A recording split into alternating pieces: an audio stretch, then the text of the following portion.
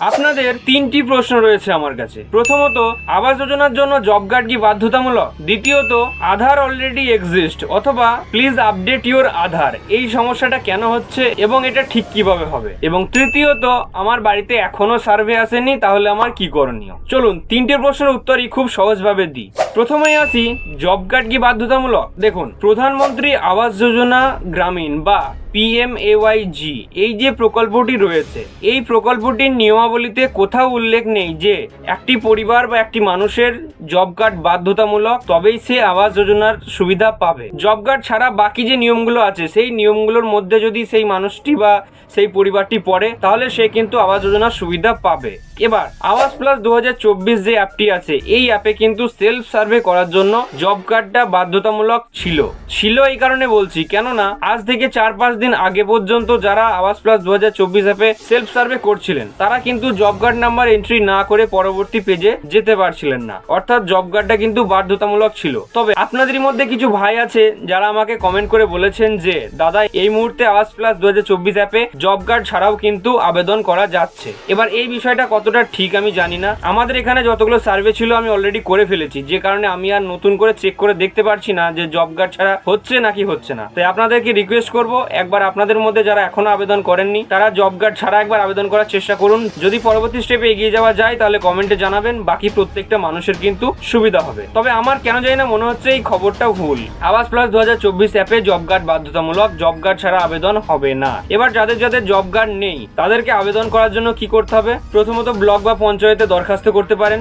দ্বিতীয়ত, কিছু করার প্রয়োজন নেই, সরাসরি এখন যে সার্ভে করার জন্য দিলীপবাবু ইমেল দিয়েছেন, সেই ইমেলে মেল করতে পারেন, অথবা আপনার সরকার আপনার পাশে যে মেল আইডি আছে ওখানেও মেল করতে পারেন। এই দুটো টপিক আমি শেষে ডিসকাশন করে দিচ্ছি। এবার আসি 2 নম্বর প্রশ্নতে। 2 নম্বর প্রশ্ন হচ্ছে, আধার অলরেডি এক্সিস্ট বা প্লিজ আপডেট ইউর আধার, এই সমস্যাটার মানে কি? দেখুন, জব কার্ড অলরেডি এক্সিস্ট দিয়ে যে 9 ডিজিটের একটা আইডি দেখাচ্ছিল, ওর মানে কি ছিল? ওর মানে ছিল যে আপনি যে জব কার্ড নম্বরটি এন্ট্রি করেছেন, এই জব কার্ডটি আবাস যোজনার যে তালিকা আছে, সেই তালিকায় আগে থেকেই উপস্থিত আছে। অর্থাৎ এই জব কার্ডে আগে থেকেই আবাস যোজনার সুবিধা পাওয়া যাচ্ছে, এটি কনফার্ম বলা হচ্ছে না, তবে আবাস যোজনার সুবিধার তালিকায় নাম আছে। অনেকের ক্ষেত্রে কি হয়েছে, শুধুমাত্র তালিকায় নামই আছে, কোনো রকমের টাকা পায়নি। আবার অনেকের ক্ষেত্রে কি হয়েছে, নামও আছে, টাকাও পেয়েছে। সেক্ষেত্রে আপনারটা কিভাবে চেক করবেন সেটা আমি এই ভিডিওতে ডিটেলসে আলোচনা করেছি, একটু দেখে নেবেন। এবং আধার অলরেডি এক্সিস্ট দিয়ে যাদের যাদের 9 ডিজিটের আইডি দেখাচ্ছে, তাদের ক্ষেত্রেও কিন্তু সেই একই সমস্যা। তারাও আগে থেকে কিন্তু আবাস যোজনার যে সুবিধা তালিকা আছে, সেটা 5 বছর আগের হোক বা 10 বছর আগের হোক,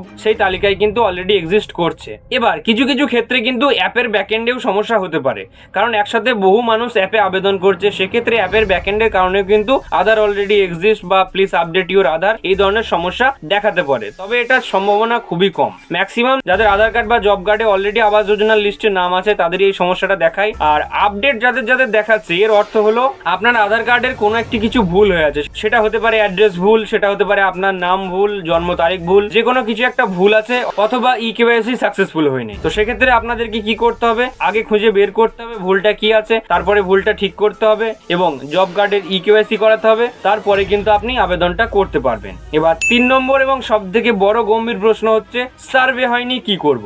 দেখুন, দিলীপবাবু সার্ভের জন্য আরো 15 দিন বাড়িয়ে ডেটটাকে 30শে আগস্ট পর্যন্ত করে দিয়েছে। তো সেক্ষেত্রে যারা যারা দিলীপবাবুর মেইলে মেল করছেন অথচ যাচ্ছে না, ব্লক হয়ে যাচ্ছে, সেক্ষেত্রে আপনাদের মধ্যেই কিছু ভাই আমাকে কমেন্ট করে জানিয়েছেন যে দাদা, আপনার সরকার আপনার পাশে বা ASAP, আমি স্ক্রিনের উপর যে জিমেল আইডিটি দেখাচ্ছি, এই জিমেল আইডিতে মেল করেও কিন্তু অনেকের বাড়িতে সার্ভে আসছে। তো সেক্ষেত্রে আপনারা একবার ট্রাই করে দেখতে পারেন, এই ইমেলটাতেও মেল করতে পারেন। আসলে এই ইমেলটা এবং স্ক্রিনের উপর দেওয়া এই নাম্বারটা, এটি চালু করা হয়েছিল যে কোনো ধরনের সরকারি প্রকল্পের জন্য। আপনার সরকার আপনার পাশে, এই নাম্বারটি এবং এই জিমেল আইডিটি আপনার যে কোনো প্রকল্প নিয়ে যে কোনো ধরনের সমস্যার জন্য কিন্তু এই মেলে মেল করতে পারেন এবং এই নাম্বারে ফোন করতে পারেন। নাম্বারে ফোন করার জন্য একটা টাইম টেবিল আমি স্ক্রিনের উপর দেখিয়ে দিচ্ছি, এই টাইম টেবিলের মধ্যেই কিন্তু ফোন করতে হবে। আর মেল করার জন্য কোনো সময়সীমা নেই গো, আপনি যে কোনো টাইমে মেলটা করতে পারেন। আশা করছি আপনাদের 3টে সমস্যাই ক্লিয়ার করতে পারলাম। বাকি যদি কোনো অংশ বাদ পড়ে থাকে বা আপনাদের মনে হয় যে এটা আমার ক্লিয়ার হয়নি, তাহলে সেটা কমেন্টে জানান, আমি চেষ্টা করব রিপ্লাই দিয়ে ক্লিয়ার করে দেবার। বাকি আজকের মতো এতটুকুই, ধন্যবাদ।